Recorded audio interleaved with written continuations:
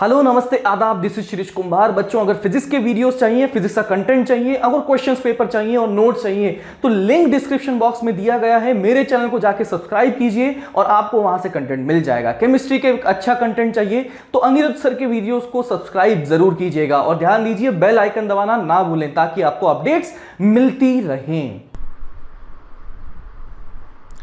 यहाँ पर ये रहा मीडियम का इंटरफेस, ये रहा इंटरफेस। ये मीडियम है √2, ये मीडियम है 1, है ना। यहाँ मुझे दे दिया म्यू इज इक्वल टू 1 और यहाँ का म्यू मैंने दे दिया √2। फिर अब हमने क्या कहा कि यहाँ पर कोई ऑब्जेक्ट है, ठीक है। यहाँ पर कोई ऑब्जेक्ट है जो कि यहाँ पर 10 सेंटीमीटर पर है, जो कि यहाँ पर 10 सेंटीमीटर पर है और यहाँ पर हमने एक सीलिंग बना दी है,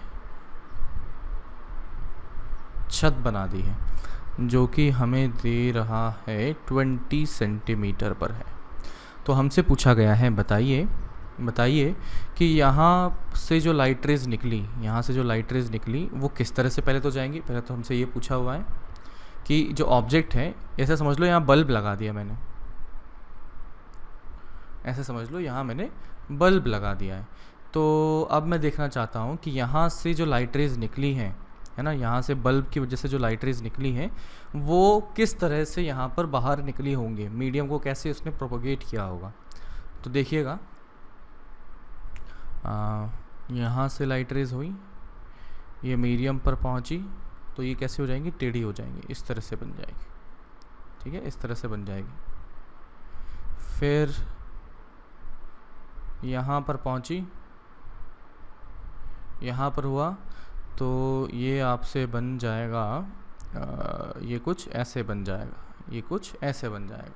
तो साथ में क्या दे रखा है कि ये जो नीचे था ना, ये कंटेनर है, ऐसे समझ लो ये कोई कंटेनर सा था, ये कोई कंटेनर सा था और जिसकी रेडियस है ना, ये सिलेंड्रिकल है और जिसकी रेडियस हमें दे रखी है, कितना करते हैं 20, मैं कर देता हूँ इसे 15 सेंटीमीटर का डायामीटर है इसका, ठीक है। तो सवाल समझ रहे हैं कि हमारे पास में ये मीडियम है, मीडियम का इंटरफेस है, नीचे में अपना √2 था और उसके ऊपर में क्या है, 1 है, म्यू की वैल्यू 1 है। फिर बल्ब को मैंने यहाँ सेंटर पर रखा, बल्ब को यहाँ रखा और उसकी वजह से लाइट रेज को मैं देख रहा हूँ, तो लाइट रेज इस तरह से कुछ प्रोपोगेट हुई। तो पहली बात तो मैंने लाइट रेज बना दी। अब मैं दूसरी बात कहता हूँ, बताइए कि ये जो बना मतलब यहाँ पर कुछ सर्कल बनेगा लाइट का, तो लाइट का सर्कल बनेगा तो छत पर कैसे यहाँ पर लाइट दिखेगी। ये जो सीलिंग है, सीलिंग पर हमें लाइट किस प्रकार से दिखेगी, मतलब कि किस एरिया में दिखेगी। ये रेक्टेंगल बन रहा होगा, सर्कुलर बन रहा होगा, क्या होगा, ऊपर सर्कुलर होगा। तो हमसे पूछा गया है कि सीलिंग पर लाइट का एक सर्कल बना, लाइट का सर्कल बना, उसकी रेडियस बताओ, है ना, उसकी रेडियस बताओ कितनी होगी। जो यहाँ पर छत पर जो है एक सीलिंग पर एक सर्कल बनेगा लाइट की वजह से और वही पूछा हुआ है कि इसकी रेडियस कितनी पाई जाएगी।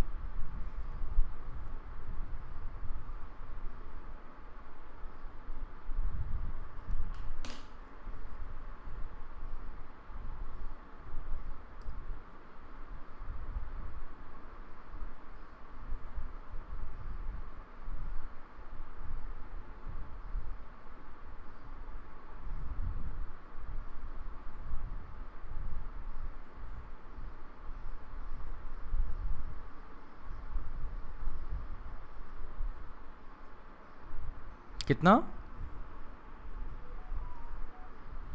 30 सेंटीमीटर। क्या किया बच्चा आपने,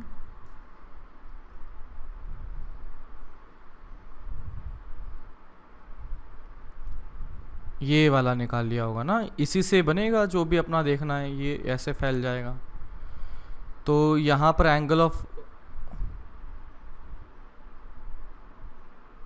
TIR तो नहीं होगा। देखो क्या होगा कि जैसे जैसे मैं इस सेंटर से दूर की तरफ जाऊंगा, जैसे जैसे मैं सेंटर से दूर की तरफ जाता जा रहा हूँ, एंगल ऑफ इंसिडेंस बढ़ता जा रहा है, और एंगल ऑफ इंसिडेंस बढ़ा तो TIR के चांसेस बढ़ जाएंगे। तो इसका मतलब TIR अगर होगा तो इस जगह पर ही मतलब सबसे ज़्यादा चांस होगा। तो एक बार चेक कर लेते हैं। तो सबसे पहले तो मैं क्रिटिकल एंगल देख लेता हूँ। तो साइन ऑफ थीटा सी वो कितना लिखा जाएगा, म्यू छोटा अपॉन म्यू बड़ा, यानी कि 1/√2। तो ये आ जाएगा थीटा सी बराबर आ जाएगा 45 डिग्री। अब चलिए इसे देखते हैं, यहाँ पर देखते हैं। तो मैं देख सकता हूँ कि this gap is 7.5 and this gap is 10। ठीक है, तो लेट्स से मैंने इस एंगल को लिखा थीटा। ठीक है, तो लिख सकते हैं कि tan theta is equals to 7.5/10। देखो, यानी कि दिस इज 3/4, यानी कि थीटा आ चुका है 37 डिग्री। तो साइन अभी मैं देखता हूँ कि ये वाला जो एंगल है वो क्रिटिकल एंगल से छोटा है। इसका मतलब अभी क्रिटिकल एंगल तक नहीं पहुँचे हैं, इसका मतलब TIR अभी शुरू नहीं हुआ है। तो अब मैं यहाँ पर रिफ्रैक्शन लिखता हूँ। तो लिखा जाएगा, रिफ्रैक्शन की इक्वेशन लिखता हूँ। तो अगले पेज पे जाना पड़ेगा। तो आई कैन से रिफ्रैक्शन के लिए लिख सकता हूँ कि √2, यहाँ पे √2 sine of incidence angle is equals to 1 sine of R। तो √2 साइन ऑफ इंसिडेंस एंगल कितना है, एंगल 37 है, तो ये बन जाएगा 3/5 is equals to 1 times sine of R। तो यहाँ से साइन R आ गया, तो बेसिकली R आ गया मेरे पास। ठीक है ना। तो अगर R बन गया, अगर R बन गया, जो इतना कुछ भी बना, तो ये मैंने कहा ये R है, ये मैंने कहा R है। तो बच्चा आप क्या बोल सकते हो, मैंने फिर से tan ऑफ R लिखा है ना, यहाँ से tan ऑफ R लिखूँगा। तो ये कितना लिखा जाएगा, देखना, ये इस लाइन से ये जो कहीं पर भी जाके जो छत से टकरा रहा होगा उस दूरी को मैंने x कहा, कह दिया मैंने, कुछ भी x कह दिया। तो tan ऑफ R अगर लिखा जाए, tan ऑफ R अगर मैंने लिखा जाए तो क्या लिखा जाएगा, x अपॉन ये वाली जो हाइट है, और वो कितनी पाई गई, 20 सेंटीमीटर। समझ में आ रहा है ना मैं क्या कर रहा हूँ। तो यहाँ से साइन R बन चुका है, साइन R की वैल्यू आ गई। तो tan R कितना लिखा जाएगा, ये होगा 3√2 अपॉन √25 - 18। क्या कर दिया मैंने, है ना, tan R निकाल दिया। तो ये 3√2 अपॉन ये कितना बना हुआ है, √7। तो यहाँ से tan R आ चुका है 3√2 upon √7 is equals to x/20। तो x is equals to 60√2/√7। x की वैल्यू आ गई। तो अब देखिएगा, ये रहा सेंटर लाइन। तो यहाँ से रेडियस लिखी जाती है, रेडियस तो एंड तक होगी। तो ये जो गैप है ये तो कितना हुआ, बोलो, ये कितना हुआ, 7.5। और ये वाला गैप जो है वो कितना हुआ, ये अभी हमने निकाल लिया। तो रेडियस जो इसकी बनी है, जो सीलिंग पर रेडियस पाई गई,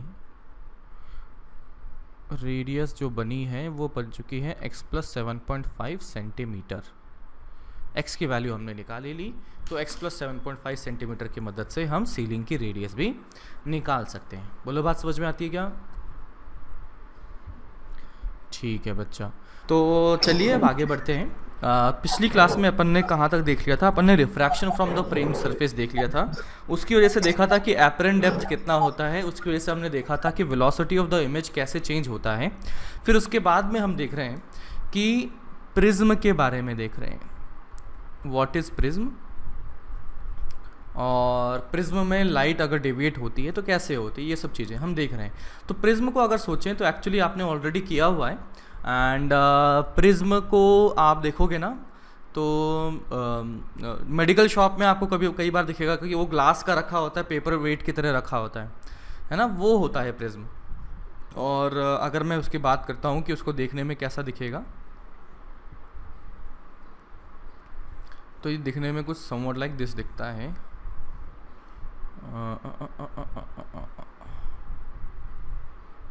इस तरीके से कुछ बनता है।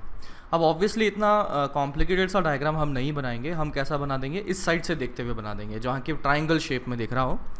तो ये रहा, इस तरीके से हमने बना दिया। अब क्या कर रहे हैं हम, यहाँ पे लाइट को इंसिडेंट करवा रहे हैं। तो लाइट को अगर इंसिडेंट करवाया तो होगा क्या कि लाइट लेट से यहाँ ऐसे इंसिडेंट करी, मैंने इसको नॉर्मल को इस तरह से ड्रॉ किया, तो लेट से दिस एंगल इज़ व्हाट, आई रहा। तो यहाँ से रिफ्रैक्शन हुआ तो यहाँ पर ये रिफ्रैक्शन एंगल कितना हो जाएगा, R1 मैंने मान लिया। फिर दूसरा मैं देखता हूँ कि यहाँ पर इसका फिर रिफ्रैक्शन होगा, इस सरफेस पर पहुँचा तो फिर रिफ्रैक्शन होगा। लेट्स से इस एंगल को हमने R2 कहा, ये कन्वेंशनली ऐसा कहा जाता है ना, इसको मैंने R2 कह दिया। तो यहाँ से जो लाइट रे निकली वो कुछ इस तरह से निकली, इसको हमने E कह दिया, ठीक है। और ये जो एंगल कहा जाता है, जिन दो सरफेस के बीच में रिफ्रैक्शन हो रहा है, एक तो यहाँ और दूसरी यहाँ, तो इस सरफेस के बीच का जो एंगल है उसे कहा जाता है एंगल ऑफ प्रिज्म, है ना। इसे क्या कहा जाता है, एंगल ऑफ प्रिज्म कहा जाता है। इस तरीके से हमारा एंगल वगैरह बने हुए हैं। नाउ चलिए बताइए कि R1 और R2 और A में क्या रिलेशन आ जाता है। A equal to R1 plus R2। Correct. तो ये अपने पास एंगल जो बना है that is 90 minus R1, this angle is 90 minus R2। तो मैं लिख सकता हूँ कि ट्राइंगल के 3 एंगल का सम होता है, वो होता है 180। तो लिखा जाएगा 90 minus R1 plus A plus 90 minus R2 is equals to what, total angle of triangle यानी कि 180। तो यहाँ से आ गया R1 plus R2 is equals to A। ये चीज़ अपने दिमाग में होनी चाहिए। दूसरा, अगर मैं रिफ्रैक्शन का फंडा लगाता हूँ तो लेट्स से यहाँ पर मैंने μ1 मीडियम ले लिया, लेट्स से यहाँ का μ2 ले लिया और यहाँ पे सराउंडिंग है यानी कि μ1 ले लिया। तो मैं इस पॉइंट पर लगाता हूँ स्नेल्स लॉ, यानी कि इंसिडेंट जहाँ हुआ था, तो लिखा जाएगा μ1 sine I is equals to what, μ2 sine R1।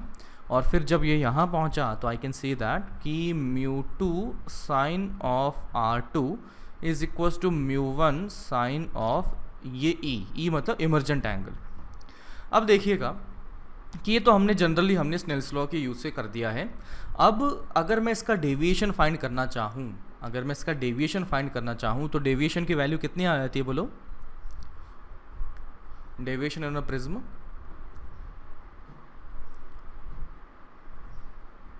Anyone? देखो ये ऐसे लाइट जा रही थी और ये यहाँ पर इस तरह से चली गई, तो इसका मतलब जो डेविएशन होगा, ये डेविएशन लिखा जाएगा Δ1। तो लेट्स से अगर मैं Δ1 की बात करूँ तो मैं क्या लिख सकता हूँ, ये लिखा जाएगा I माइनस R1। ये वाला जो एंगल है वो है R1 और ये जो टोटल एंगल बना होगा वो I बना होगा। इसका मतलब ये जो छुटका एंगल, जो डेविएशन बना हुआ है, ये बन चुका है I माइनस R1। चलिए अब यहाँ पर बात करते हैं। तो मैं देखता हूँ कि ये जो एंगल बना, ये क्या बना, R2 बना, और ये जो एंगल बना, ये टोटल एंगल कितना बन चुका है, E बन चुका है। तो अगर डेविएशन लिखा जाए तो यहाँ पर कितना बन जाएगा, E minus R2। Triangle simple angle खिल रहे हैं, बोलो कोई दिक्कत है क्या, बताओ। ठीक है। तो अगर मैं डेल्टा नेट देखना चाहूँ, नेट डेविएशन अगर लिखना चाहे तो वो लिखा जाएगा Δ1 प्लस Δ2। Δ1 जो होगा वो होगा I माइनस R1 और Δ2 जो होगा वो होगा E माइनस R2। तो यहाँ से बन चुका है I plus E minus of R1 plus R2। तो I प्लस E, तो I प्लस E ही रहने दो, और यहाँ पर R1 प्लस R2 कितना बन जाएगा, E बन जाएगा। तो डेल्टा नेट यानी कि नेट डेविएशन हमारे पास जो बना हुआ है, पाया गया है I plus E minus A, I plus E minus A. तो आप देख सकते हो डेल्टा नेट यानी कि net deviation in the prism वो आ चुका है I plus E minus A. और ये चीज़ अपने को याद होनी चाहिए, दिमाग में बैठी होनी चाहिए। एक रिलेशन ये रहा, दूसरा अपने पास ये रहा, ठीक है। प्रिज्म के लिए ये चीज़ें अपने को ध्यान में होनी चाहिए। तो डेल्टा आ गया है ना, डेल्टा आ गया। तो एक्चुअली देखिएगा कि जो डेल्टा की वैल्यू है वो तो आई पर भी डिपेंड कर रही है, वो ई पर भी डिपेंड कर रही है और वो ए पर भी डिपेंड कर रही है। तो देखिएगा आई और ई आपस में कैसे संबंध रखते हैं। आई बराबर mu one sine I is equal to mu two sine R1। इसी तरह से mu two sine R2 is equal to mu one sine of E. तो अभी मैं क्या चाहता हूं कि पूरी की पूरी इक्वेशन, कौन सी इक्वेशन, डेल्टा वाली इक्वेशन, मात्र और मात्र एक वेरिएबल पे डिपेंडेंट बनती हुई दिखे, यानी कि आई पर दिखे। तो चलिए यहाँ तो आई था, उसको बिल्कुल वैसा का वैसा छोड़ दिया। यहाँ पर ई था, तो ई के जगह पर आई के टर्म्स लिखनी है, तो मैं क्या करूँगा, पहले तो यहाँ से ई को लिया R2 के टर्म्स में, ठीक है, और R2 को मैं R1 के टर्म्स में डाल दूंगा। किसकी मदद से, इसकी मदद से। तो जब मैंने यहाँ पर R2 को R1 के टर्म्स में डाला और R1 को I के टर्म्स में डाल दिया, तो यहाँ पर साइन इनवर्स का बहुत बड़ा झोल बनने वाला है, और उस फाइनली झोल का जो वैल्यू बनेगा वो साइन इनवर्स, 2 बार साइन इनवर्स बनेगा। तो यहाँ पर हम डेल्टा का फंक्शन आई का रूप में निकाल सकते हैं, आई पे डिपेंडेंट निकाल सकते हैं, लेकिन उसका कोई फ़ायदा है नहीं, मैथमेटिकली फंसने की ज़रूरत नहीं है। हम उसका जो रिजल्ट बनता है उसके बारे में ज़्यादा डेप्थ में सोचने के बारे में सोचते हैं। तो देखिएगा मैंने लिया ये डेल्टा, यानी कि जो नेट डेविएशन है, और ये बना है आई। तो ये जो ग्राफ बनता हुआ पाया गया डेल्टा वर्सेस आई का, वो इसकी मदद से हमने बनाया था, और वो बना कुछ इस तरह से। थोड़ा सा अनसिमेट्रिकल है ये, थोड़ा सा अनसिमेट्रिकल है ये, ठीक है। तो इस तरीके से ये ग्राफ बनता हुआ पाया गया। अभी मुझे क्या दिख रहा है कि यार यहाँ पर एक पर्टिकुलर आई पर ऐसा पाया गया, एक पर्टिकुलर आई पर ऐसा पाया गया सच दैट कि वहाँ पर डेल्टा की वैल्यू कितनी हो रही है, मिनिमम हो रही है।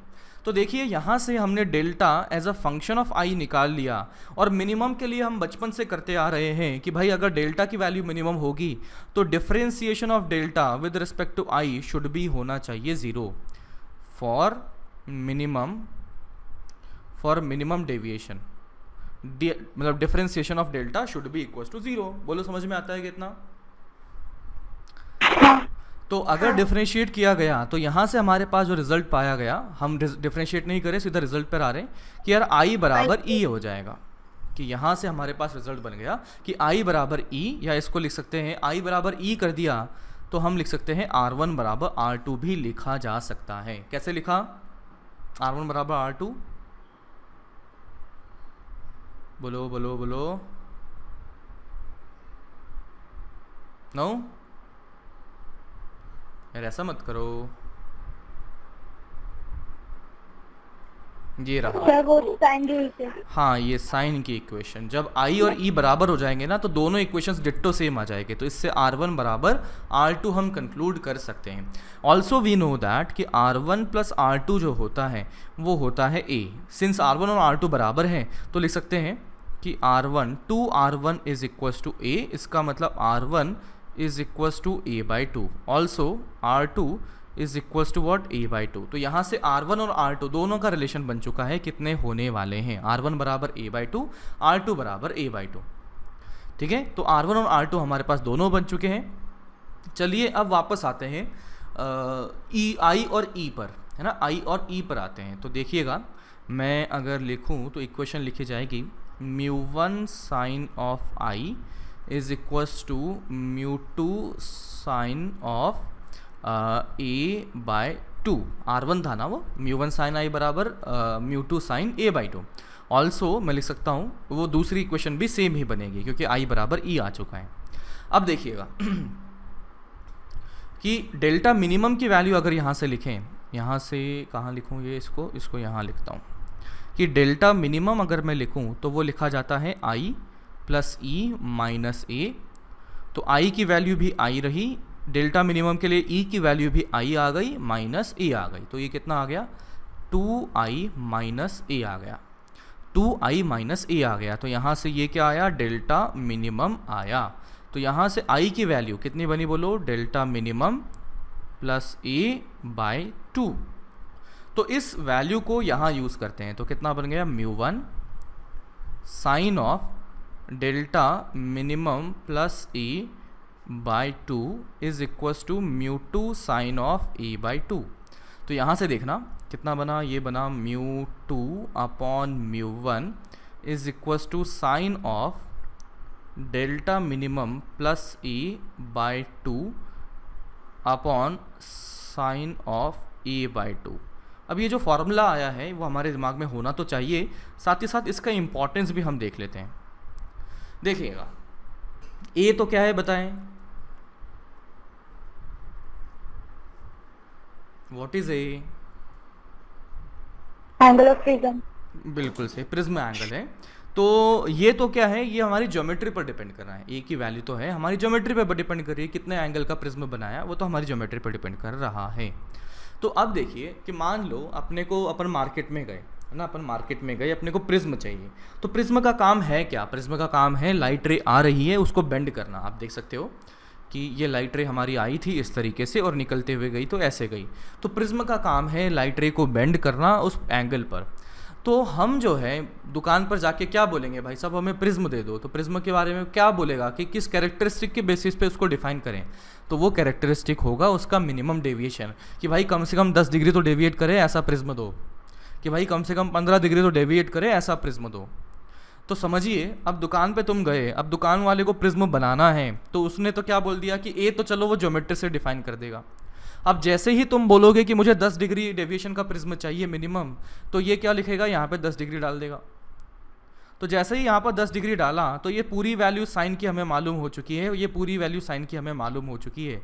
तो हमारे पास μ2 बाई μ1 पता लग जाएगा, हमारे पास μ2 बाई μ1 पता लग जाएगा। और अगर सराउंडिंग में एयर कर दिया, सराउंडिंग में एयर कर दिया यानी कि μ1 कितना हो गया, 1 कर दिया, तो यहाँ से हमारे पास μ2 बन जाएगा उसकी वैल्यू आई sine of delta min plus A by 2 upon sine A by 2 upon sine A by 2। तो यहाँ से क्या समझ में आ रहा है कि उस दुकानदार को पता लग जाएगा कि कितने रिफ्रैक्टिव इंडेक्स का हमें गाँच यूज़ करना है ना। फिर से बोलता हूँ, दुकान पर गए, दुकान पर जाके तुम कैसे पहचानोगे कि किस कौन सा तुम्हें प्रिज्म चाहिए, कि हमारे पास बड़ा वाला छोटा वाला ये नहीं होता। प्रिज्म का काम होता है उसको लाइट रे को डेविएट करना, उसका पाथ को चेंज करना। तो हम दुकान पे जाके बोलेंगे कि भाई साहब हमें 10 डिग्री चेंज करने वाला, 10 डिग्री डेविएशन वाला, मिनिमम 10 डिग्री डेविएशन वाला प्रिज्म दे दो, मिनिमम 15 डिग्री डेविएशन वाला प्रिज्म दे दो, मिनिमम 20 डिग्री डेविएशन वाला प्रिज्म दे दो। तो जैसे ही उसको बोला तो वो क्या करेगा, डेल्टा मिनिमम की वैल्यू डाली, ए की वैल्यू तो अब उसके हाथ में है कि उसको कितना ए बनाना है, वो तो उसके हाथ में है। तो ए उसने डिसाइड कर लिया। तो जैसे ही ये ए डिसाइड हुआ तो यहाँ से म्यू कौन सा मटेरियल यूज़ करना है, कौन सा ग्लास यूज़ करना है, ये उसको आइडिया लग चुका है इसकी मदद से, ठीक है ना। तो हम डेल्टा की मदद से यानी कि डेविएशन की मदद से डिफाइन करेंगे किसी प्रिज्म को कि मिनिमम डेविएशन कितना है, 10 डिग्री, 5 डिग्री, 2 डिग्री, फलाना फलाना। ओके, तो चलिए अब और आगे बढ़ते हैं। तो देखिएगा कि मैं वापस से प्रिज्म बनाना पड़ेगा मेरे को। ये रहा प्रिज्म, ये रहा प्रिज्म एंड प्रिज्म। प्रिज्म में मैंने किया लाइट रे को इंसिडेंट, तो ये रही लाइट रे इंसिडेंट ऐसे हुई, यहाँ पर ये नॉर्मल इस तरह से रहा। मैंने मान लिया कि ये एंगल x था और यहाँ से लाइट रे बाहर निकली और ये एंगल मैंने y मान लिया, ये एंगल मैंने y मान लिया, ठीक है। तो अब देखो यहाँ से मान लो कि अपन ने लेज़र लाइट लगा रखी थी, है ना, ये लेज़र लगा रखी थी। तो यहाँ पर एंगल ऑफ इंसिडेंस बताइए कितना गिर रहा था, एंगल ऑफ इंसिडेंस कितना है, x है। एंगल ऑफ इमर्जेंस y है। तो मैं अगर डेल्टा लिखूं तो कितना आ गया, i प्लस ई माइनस ए आ गया, यानी कि ये लिखा जाएगा x प्लस वाई माइनस ए आ गया। बोलो समझ में आता क्या, ठीक है। हाँ। अब क्या किया अपन ने, यहाँ से जो लाइट आई ना, यहाँ से मैंने एक ऐसे परपेंडिकुलर मिरर लगा दी, इस पे परपेंडिकुलर मिरर लगा दी, लगा सकते हैं अपनी मर्जी, कोई भी दिक्कत नहीं। तो अगर ये ऐसा परपेंडिकुलर मिरर लगा दिया तो लाइट के साथ क्या खिलवाड़ किया हमने, ये बताइए। उसको वापस भेज दिया उसे। बिल्कुल सही। तो यहाँ से जो लाइट आई वो रिफ्लेक्ट होगी और सीधा का सीधा वापस चली गई। और सीधा का सीधा अगर वापस चली गई, इसका मतलब जिस रास्ते से आई थी उसी रास्ते से वापस चली गई। तो अब जो वापस जा रही है ना, उसको मैं देखता हूँ। तो जो वापस जा रही है, बताइए उसका एंगल ऑफ इंसिडेंस कितना हुआ, Y y हुआ, और एंगल ऑफ इमरजेंस बताइए कितना रहेगा? X x रहेगा। तो मैं उसके लिए डेल्टा अगर लिखूं तो वो क्या लिखा जाएगा? y प्लस एक्स माइनस ए लिखा जाएगा। तो ये देख सकते हैं डेल्टा 1 जो कि पहले ये वाली लाइट रे के लिए हमने लिखा था, और डेल्टा 2 यानी कि जो वापस जा रही है उसके लिए। तो आप देख सकते हैं डेल्टा 1 और डेल्टा 2 आपस में बराबर आ चुके हैं। समझे क्या? हाँ इसका मतलब हाँ कि एंगल ऑफ इंसिडेंस को पहले मैंने लिखा था I बराबर x और E बराबर y लिखा था, और दूसरे केस में मैंने I बराबर y लिखा था और E बराबर x लिखा था। तो मैं देख सकता हूं इन दोनों केसेस में डेल्टा की वैल्यू सेम आ गई है।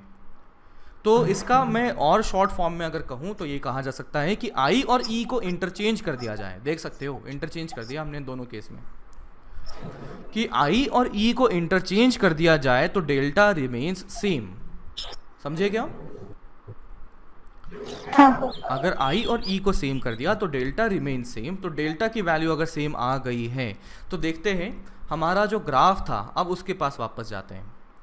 तो आप देख सकते हो यहाँ पर मैंने एक लाइन ऐसे ड्रॉ कर दी, एक लाइन मैंने ऐसे ड्रॉ कर दी। तो यहाँ कोई जनरल डेल्टा था, तो आप देख सकते हो ये डेल्टा की वैल्यू दो जगह पर अक्वायर हो रही है।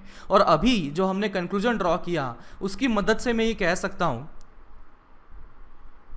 कि इसके लिए लेट से अगर I की वैल्यू x थी और E की वैल्यू y थी, तो बताइए इस पॉइंट के लिए I की वैल्यू कितनी रही होगी? y रही होगी, और इस E की वैल्यू कितनी रही होगी? x रही होगी। तो इस तरीके से हम डेल्टा निकाल सकते हैं। अगर आपने को ये पता हो कि भाई डेल्टा सेम रखना है तो I की वैल्यू इन दोनों पॉइंट के लिए क्या हो जाएंगी? इंटरचेंज हो जाएंगी। I और E की वैल्यू आपस में इंटरचेंज हो जाएंगी। तो सेम डेल्टा रखने के लिए हम इस प्रकार से I और E को इंटरचेंज कर सकते हैं। बात समझ में आती है क्या? हाँ सर। ठीक है, तो चलिए अब मैं एक सवाल करता हूँ। आपको ये क्वेश्चन दिख रहा है, क्वेश्चन नंबर 23? हाँ तो ये क्वेश्चन नंबर 23 आप करिए अभी। बहुत ही मस्त सवाल है ये वाला क्वेश्चन नंबर 23, एंड होपफुली आप कर भी लेंगे।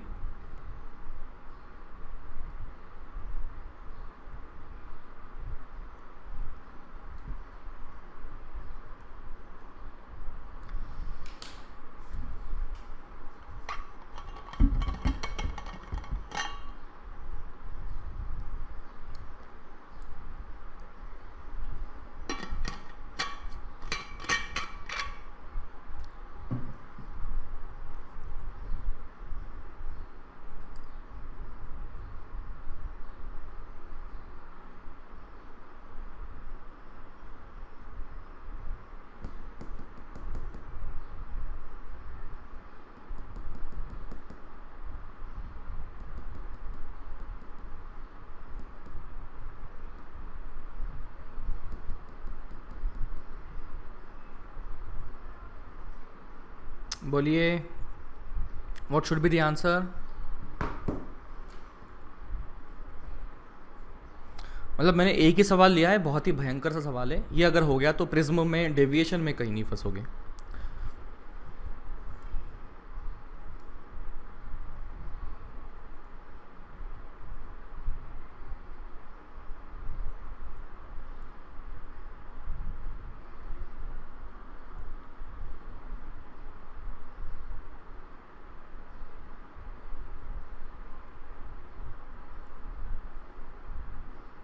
C नहीं बच्चा, सी दिख रहा है ना आपको? C option A B C. C कितना है? C is 40।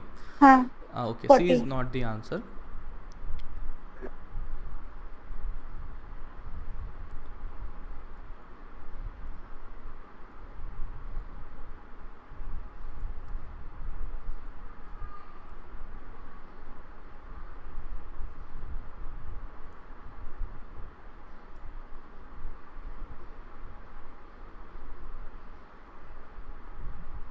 चलिए स्टार्ट करें।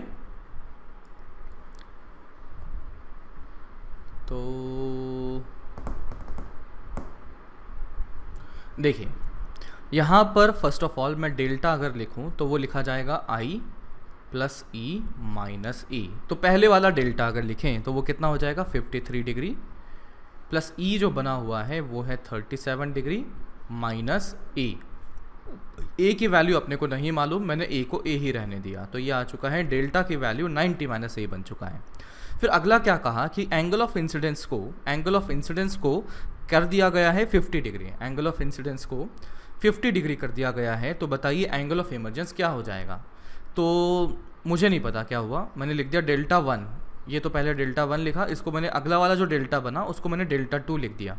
तो मैं क्या लिख सकता हूँ, वो होना चाहिए 50 प्लस नया वाला इमरजेंसी एंगल मुझे नहीं मालूम है वो माइनस ए, ठीक है, माइनस ए। तो 50 प्लस ई माइनस ए, तो इस तरीके से हमने क्या कर दिया डेल्टा 2 लिख दिया।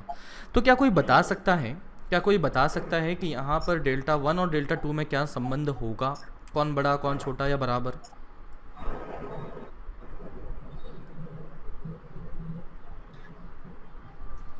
इंसिडेंस का एंगल कम किया, मतलब ई का एंगल बढ़ाना पड़ेगा ना थोड़ा, ठीक है, इमरजेंस वाला, बिल्कुल। तो डेल्टा 2 बड़ा होना चाहिए, ऐसा लग रहा है। एक मिनट, आपने क्या किया, आई की वैल्यू कम कर दी तो ई की वैल्यू बढ़ गई, ऐसा क्या? आई की वैल्यू बढ़नी चाहिए ना, क्यों?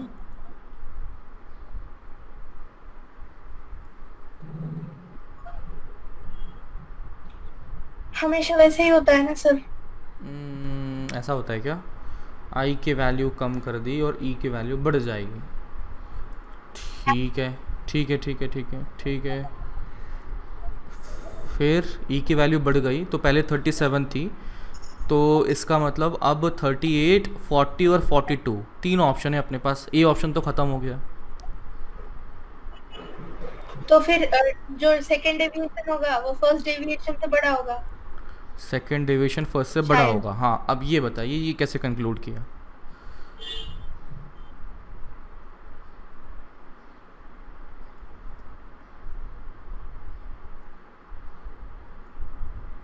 बोलो, ये कैसे कंक्लूड किया कि ये ऐसा होगा?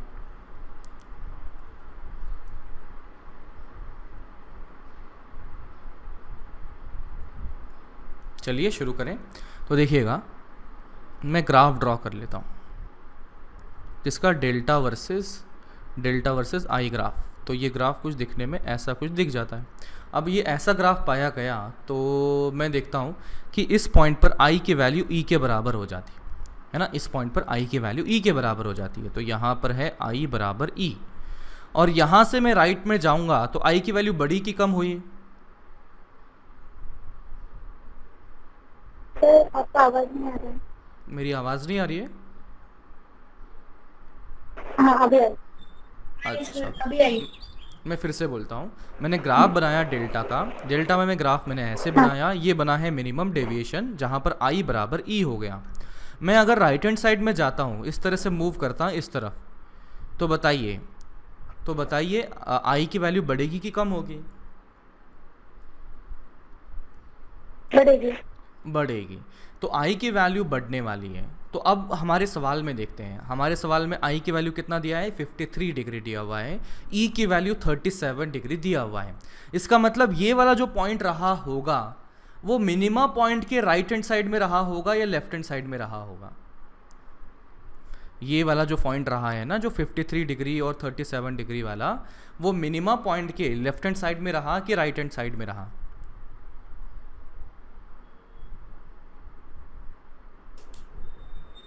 इसमें देखो, आई की वैल्यू है 53, ई की वैल्यू है 37, तो आई ग्रेटर देन ई हो रखा है। ये सिचुएशन कहाँ पर होगी, इस पॉइंट के राइट हैंड साइड में कि लेफ्ट हैंड साइड में? राइट में। क्यों बोलो क्यों, वाई? तो यहाँ पर दिया था कि ये था आई बराबर ई था इस पॉइंट पर, और हमें इस सवाल में दिया गया है आई की वैल्यू ई से ज़्यादा है। तो इसका मतलब इस मिनिमा वाले पॉइंट के राइट हैंड साइड में हमारा ये पॉइंट लाई करेगा या लेफ्ट हैंड साइड में?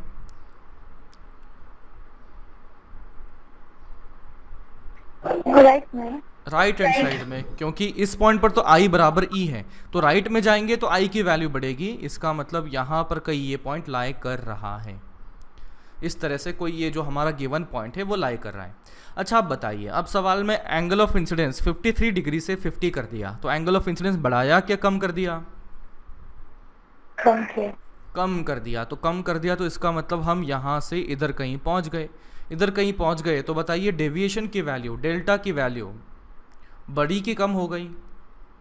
कम हो गई, यानी कि डेल्टा 2 और डेल्टा 1 में अगर संबंध लिखें तो क्या लिखा जाएगा बोलो?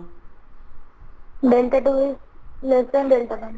तो डेल्टा 2 अगर लिखा जाए तो वो होगा 50 प्लस ई माइनस ए, और ये डेल्टा 1 जो पाया गया वो पाया गया 90 माइनस ए। तो यहाँ से कितना आ गया? ए से तो ए गया, और डेल्टा की जो वैल्यू है वो आ गई है लेस देन 40। डेल्टा की जो वैल्यू है वो लेस देन 40 आ गई है ना, लेस देन 40 आ गई है। तो अब देखिए कि हमारे पास लेस देन 40 के कितने ऑप्शन हैं? ई की वैल्यू है, सॉरी ई की वैल्यू लेस देन 40 आ गई। तो ई की वैल्यू लेस देन 40 आ गई, तो हमारे पास ई के ऑप्शन क्या क्या हैं देखिए। ई के ऑप्शन है एक तो 38, एक है 40, एक है 42 और एक है 35। तो 40 से कम के ऑप्शन अगर देखें तो ये बी ऑप्शन तो हो नहीं सकता, ठीक है, सी हो नहीं सकता, ये तो एग्जैक्ट 40 कह रहा है, गलत। अगर मैं बात करता हूं अब ए और डी की, तो बताइए कौन सा होगा? वाई? क्योंकि वो मतलब ई भी कम हो गया ना, इमर्जेंट एंगल भी कम। नहीं ना बच्चा, आई देखो इस तरफ जाएंगे ना लेफ्ट हैंड साइड में, तो ई की वैल्यू बढ़ जाएगी। हाँ ई की वैल्यू बढ़ी तो 37 से ज्यादा होगा, 37 से ज्यादा और 40 से कम, तो एक ही ऑप्शन बचता है, दैट इज 38। ठीक है ना, तो इस तरीके से हम इस क्वेश्चन को कर सकते हैं। समझ में आया क्या बोलो?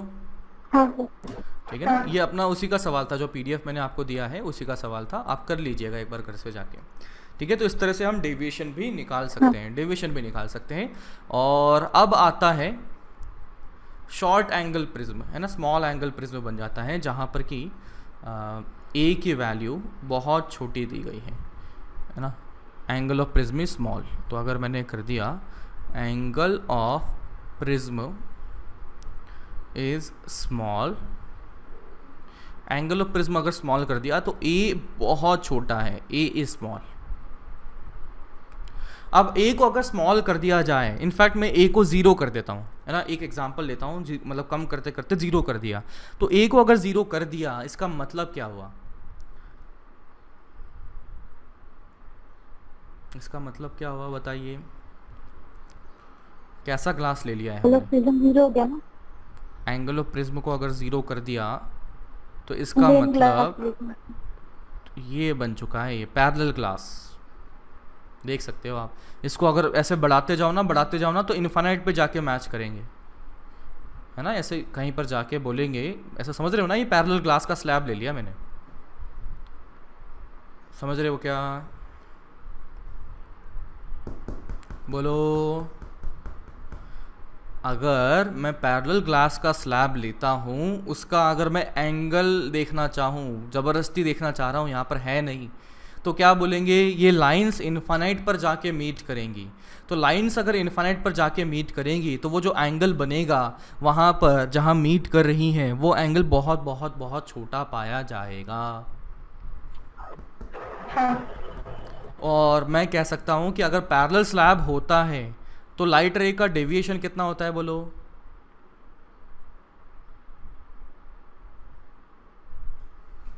लाइट रे का डेविएशन कितना होता है बोलो? पैरेलल स्लैब के लिए लाइट रे का डेविएशन कितना होता है? 0, क्योंकि पैरेलल लाइन 0 है, पैरेलल है, तो इसका मतलब इसने अपना पाथ से डेविएट ही नहीं हुई, तो ये यहाँ पर डेविएशन 0। तो मैं यहाँ से कंक्लूड कर सकता हूँ जब a को 0 कर दिया जाए तो डेल्टा 0 हो जाएगा। या उसका दूसरा हम कंक्लूजन ये लिख सकते हैं कि अगर a को स्मॉल कर दिया जाए तो डेल्टा भी क्या होगा? डेल्टा भी हम स्मॉल लिख सकते हैं, डेल्टा भी हम स्मॉल लिख सकते हैं। तो मुझे पता होता है कि जो हमने म्यू की फॉर्मूला लिखा था वो क्या लिखा था? वो लिखा था क्या लिखा था, sine of a plus delta minimum by 2 delta min by 2 upon upon sine of sine a by 2। A by 2। अब देखो सब एंगल ही अपने छोटे हो गए, तो साइन के अंदर का जो ये एंगल बहुत छोटा है, तो अप्रॉक्सीमेटली एंगल ही लिख देंगे अपन। तो ये आ गया mu a plus delta minimum by 2 upon a by 2। Sine हटा दिया, साइन से साइन ऐसे कटा नहीं है, अप्रॉक्सीमेशन यूज़ किया है। देखा क्या? अरे यार a and delta both are small, तो अगर वो छोटे हैं तो अप्रॉक्सीमेशन से अपन ने यहाँ पर ऐसा बोल दिया कि भाई ये जो चीज़ बनेगी, मुझे पता है ना sine theta is approximately equal to theta, ये वही किया हुआ। हाँ तो ये 2 से 2 गया, तो यहाँ से आ गया mu is equal to a plus delta min upon a. तो यहाँ से डेल्टा मिन की वैल्यू अगर देखें तो वो आ चुका है ए इंटू म्यू माइनस 1, है ना। और यहाँ से अपने पास डेविएशन जो वो बनाएगा वो कितना आ जाएगा, ए इंटू म्यू माइनस 1 बना देगा कि स्मॉल एंगल अगर प्रिज्म है तो कितना उसका एंगल ऑफ डेविएशन बनने वाला है। ठीक है, तो हम यहाँ पर ले लेंगे ए इंटू म्यू माइनस 1। रिमेंबर ए की वैल्यू छोटी है, यानी कि 2 डिग्री 3 डिग्री 4 डिग्री इस टाइप से ए की वैल्यू बनी हुई है। ठीक है, तो ये हमने प्रिज्म का काम कर लिया, है ना, ये हमने प्रिज्म का काम कर लिया। प्रिज्म से रिलेटेड जो सवाल हैं वो एक बार आप वहाँ से सॉल्व कीजिएगा PDF से, एंड कोई डाउट होता है तो यू में आस्क में। अब हम आते हैं किस पर, डिस्पर्शन पर आते हैं, है ना, डिस्पर्शन पर आते हैं। तो डिस्पर्शन के लिए जो जिम्मेदार चीज़ है वो है कॉचीज फार्मूला। तो वो देखा गया कि mu is equals to a plus b by lambda square plus c by lambda वगैरह वगैरह वगैरह वगैरह। कॉची बाबा ने बताया कि म्यू की जो वैल्यू है वो लैम्डा पर डिपेंड करती है। बताइए लैम्डा बढ़ा दिया जाए तो म्यू की वैल्यू बढ़ेगी कि कम होगी?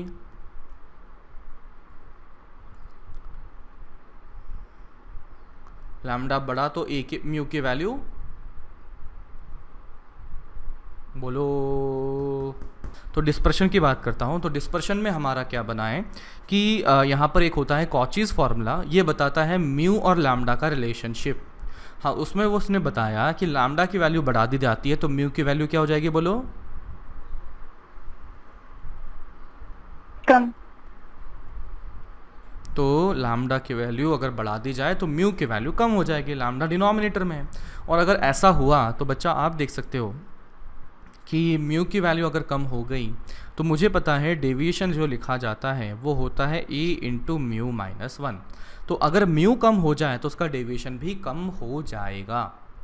ठीक है ना, उसका डेविएशन भी कम हो जाएगा। तो चलिए अब इसका एक फंडा देखते हैं, और ये चीज़ आपने करी भी होगी। हमने क्या लेना है, एक प्रिज्म लेना है जिसका एंगल ऑफ प्रिज्म छोटा है, और यहाँ पर हमने ले ली है स्क्रीन ले लिया है। फिर हम क्या करते हैं, इस पर वाइट लाइट डाली। अब वाइट लाइट डाली तो यहाँ से इसका रिफ्रैक्शन होगा, इसका रिफ्रैक्शन होगा, तो मिला जुला के ये क्या हो जाएगी, बेंड हो जाएगी। तो अभी कितना बेंड हुआ, क्या हुआ, उसमें ज़्यादा इंटरेस्टेड हम हैं नहीं। हम तो ये देखना चाहते हैं कि वाइट लाइट जब आती है तो वाइट लाइट के अंदर में हमारे पास में सारे कलर अवेलेबल होते हैं, और वो उनको किस नाम से जाना जाता है, बोलो? विबग्योर के नाम से, VIBGYOR। अच्छा बताइए, इस तरफ जाएंगे तो लैम्डा की वैल्यू बढ़ेगी कम होगी?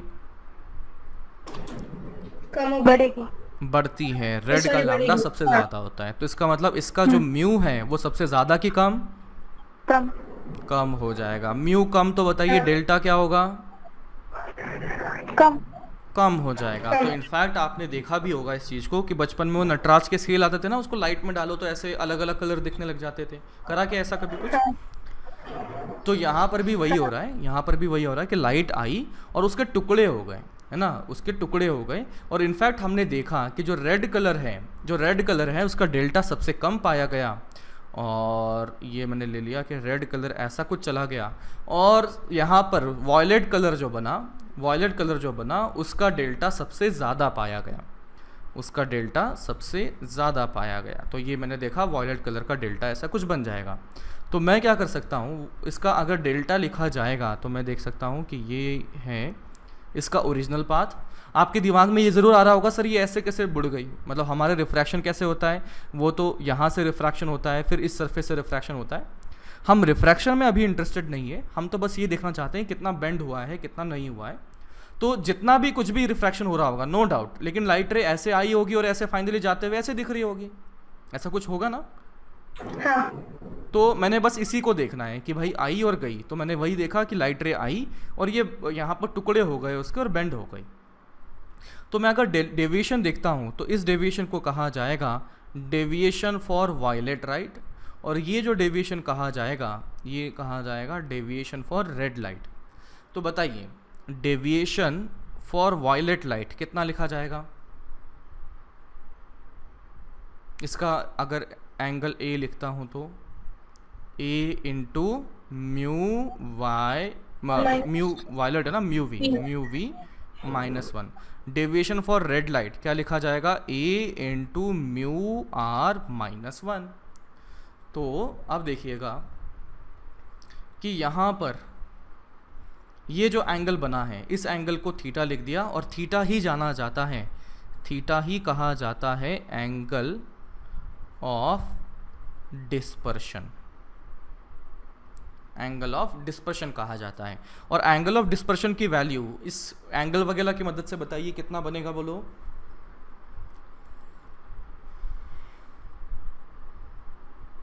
Delta we minus delta are.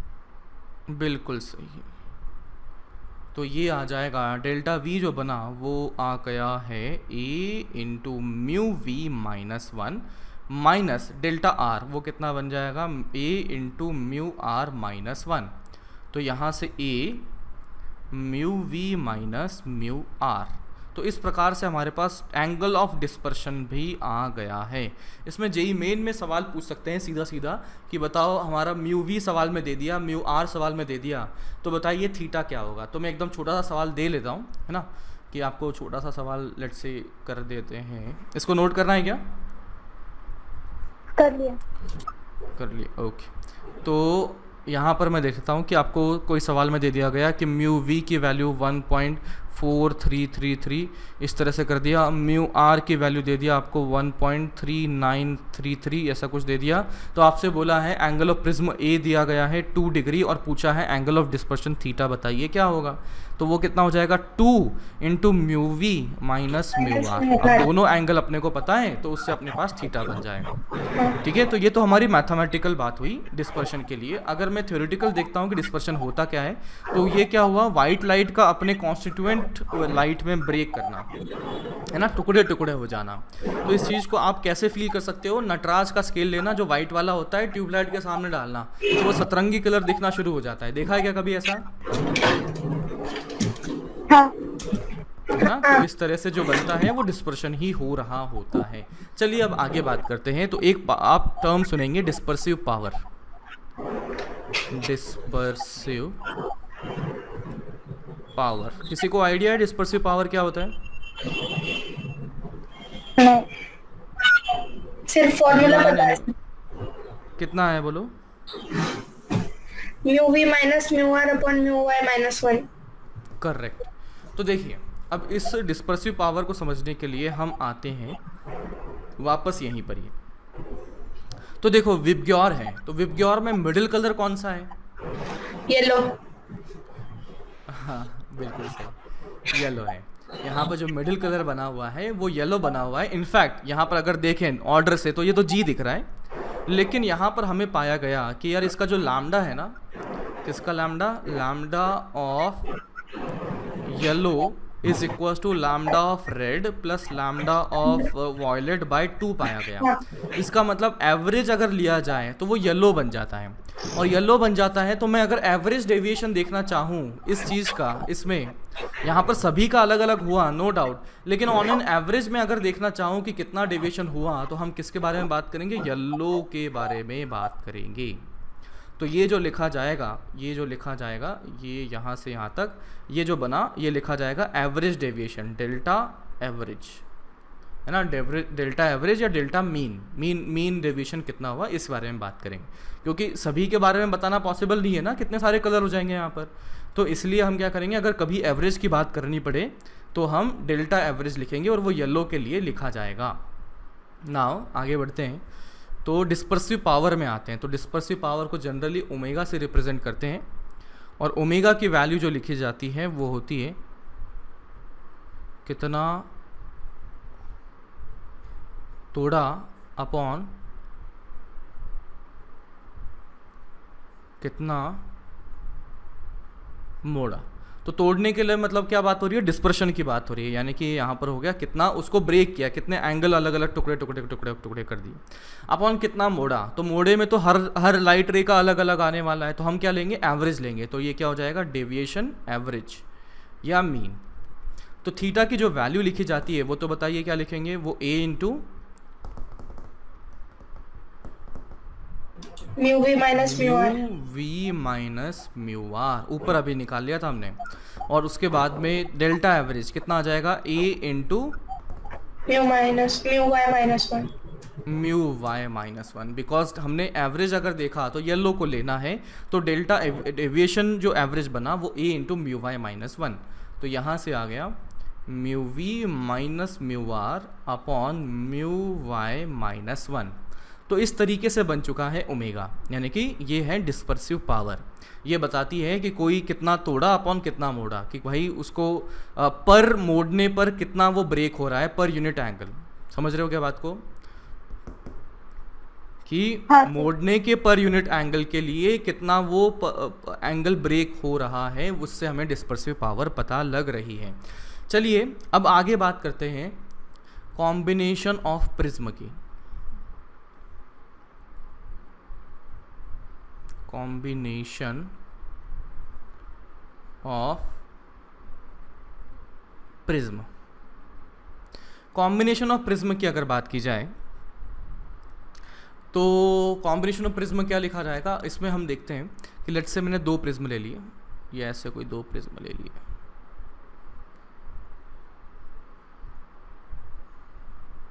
इसका एंगल ऑफ प्रिज्म मैंने A1 लिखा, इसका एंगल ऑफ प्रिज्म मैंने A2 लिखा, ठीक है, और इसका म्यू वगैरह सब अपने को मालूम है ना।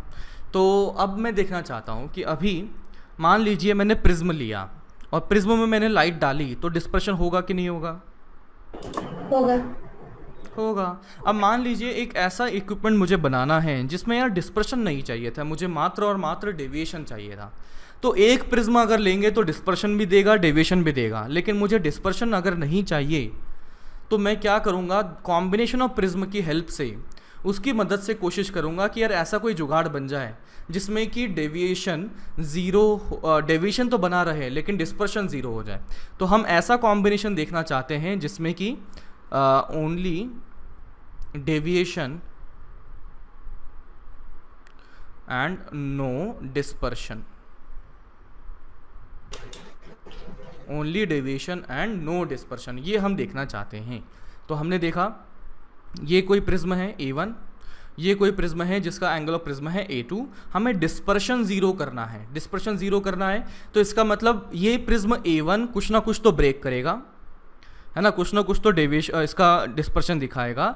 A2 भी डिस्पर्शन दिखाएगा, लेकिन वो क्या कर दे, A1 के कंपैरिजन में उल्टा कर दे डिस्पर्शन। मतलब A1 ने जितना टुकड़ा किया A2 ने उतने ही टुकड़े मिला दिए, तो नेट डिस्पर्शन ज़ीरो हो जाएगा। समझे क्या? तो मैं लिखता हूं कि θ1 यानी कि डिस्पर्शन फ्रॉम A1 प्लस θ2 यानी कि डिस्पर्शन फ्रॉम A2 मिला के कितना हो जाए, ज़ीरो हो जाए। तो θ1 क्या लिखा जाएगा, वो होगा A1 into mu V1 minus mu R1 plus θ2 अगर लिखा जाए तो वो होगा A2 mu V2 minus mu R2 is equal to 0। बोलो समझे क्या? हाँ। अब मान लीजिए मुझे A1 प्रिज्म दिया गया था, फिर हमसे ऐसा पूछा गया बताइए कितने एंगल का मैं प्रिज्म लगाऊं, कितने एंगल का प्रिज्म लगाऊं ताकि यहाँ पर डिस्पर्शन ज़ीरो हो जाए। तो मैं यहाँ से A2 की वैल्यू निकाल सकता हूँ, वो आ गया minus of A1 into mu V1 minus mu R1 upon mu V2 minus mu R2। तो यहाँ से A2 की वैल्यू आ गई और वो क्या आ रही है, नेगेटिव आ रही है। नेगेटिव मतलब A1 को हमने ऐसे लगाया ना, जो कि नीचे की तरफ ऐसे ब्रेक कर रहा था, A2 को हमने ऐसे लगाया ताकि वो उल्टे ऊपर की तरफ ब्रेक कर रहा था। तो इसका मतलब ये A1 के कंपैरिजन में उल्टी डायरेक्शन में लगा हुआ है, बस माइनस साइन यही बता रहा है। और मैग्नीट्यूड हम यहाँ से इसकी फॉर्मूले की मदद से निकाल ही सकते हैं।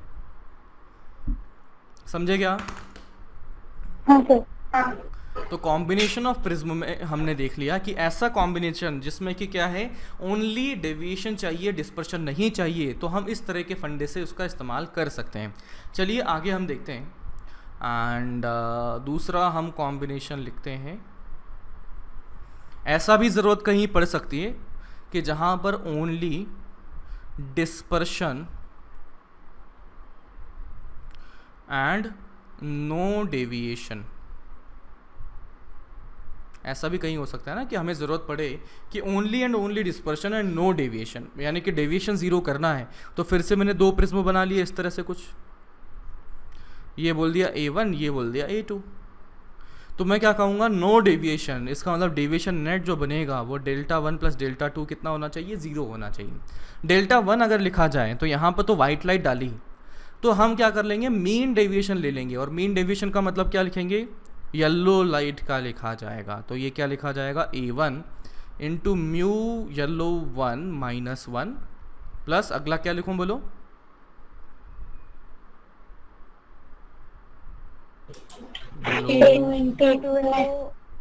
A2 into mu y2 minus 1 should be equal to 0। तो इस फंडे की मदद से हम निकाल सकते हैं कि यार A1 A2 में क्या रिलेशन बनेगा। हमसे बोला कि यार A2 बताओ कितना प्रिज्म का एंगल रखा जाए ताकि डेविएशन 0 हो जाए। तो हम कुछ इस तरह का फंडा बनाते हुए कर लेंगे। तो इसको समझिए का क्या है कि मान लीजिए हमारे पास तो क्या है कि मटेरियल फिक्स है। मान लो कोई हमारे पास कोई म्यू हमें पता है कि हमारे पास 1 किलोग्राम ये वाला मटेरियल है म्यू 1 वाला, 1 किलोग्राम म्यू 2 वाला मटेरियल है। इसका मतलब इसका लोड नहीं है, यह हमें पता है। फिर हमें दे दिया कि यार A1 प्रिज्म भी पता है, लेकिन हमें A2 प्रिज्म एक ऐसा बनाना है ताकि दोनों के कॉम्बिनेशन की मदद से नेट डेविएशन 0 हो जाए। तो A2 की वैल्यू हम निकाल सकते हैं अगर बाकी चीज़ें हमें पता हो तो। समझे क्या? हाँ सर।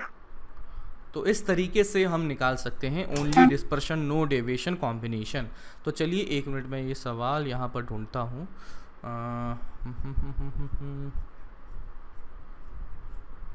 डिस्पर्शन डेविएशन, हाँ, क्वेश्चन नंबर 36। अब आंसर तो देख ही लिया है, निकाल लो। 36 एंड 37 अभी करो।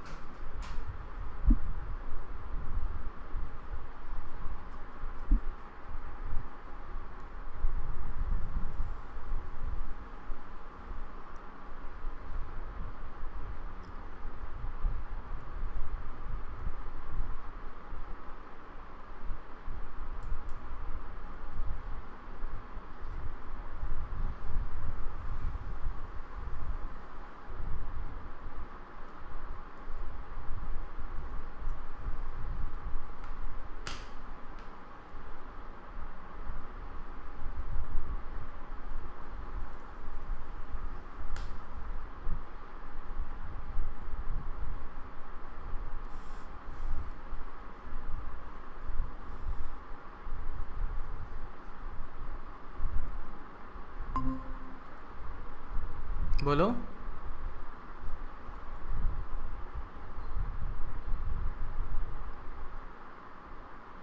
$36 एनीवन? अरे आवाज आ रही है ना मेरी? हाँ सर सर। 1 मिनट। ठीक है, करो करो। हाँ आ रही है।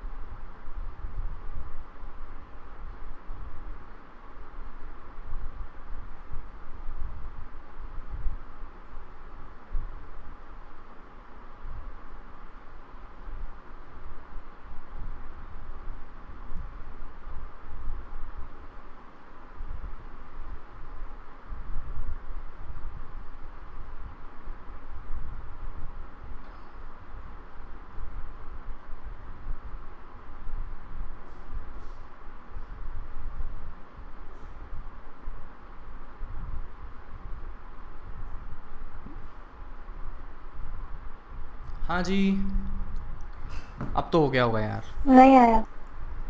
चलिए देखते हैं। तो यहाँ पर देखिए ये क्या दिया है, ये है नहीं, जीरो नहीं आएगा, बात कर लेते हैं, देखो कर लेते हैं ना अपन। इसमें देखो सी और डी।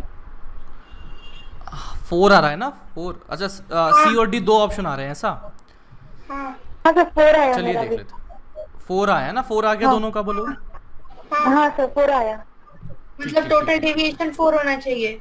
नहीं नहीं नहीं, टोटल एंगल ऑफ प्रिज्म 4 है। हाँ हाँ टोटल एवरेज वही, डेविएशन हाँ। 0 करने के लिए। हाँ हाँ तो देखो अपन 2 और 2 डिग्री का मिला के 4 बना सकते हैं।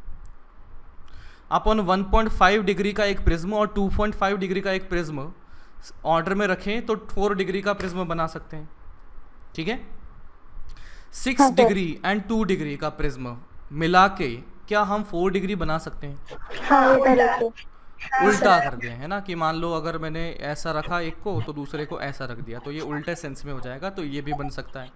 लेकिन इसकी मदद से हम 4 तक नहीं पहुंच पाएंगे, और हमसे पूछा है कौन सा ऐसा है जो नहीं पहुंचा पाएगा, यानी कि डी ऑप्शन, ठीक है। हाँ हाँ ना बात करते हैं two thin prism of flint glass, जिसका रिफ्रैक्टिव इंडेक्स इतना और इतना है, सॉरी एंगल्स जो है 6 डिग्री और 8 डिग्री है, तो डिस्पर्सिव पावर कितनी होगी?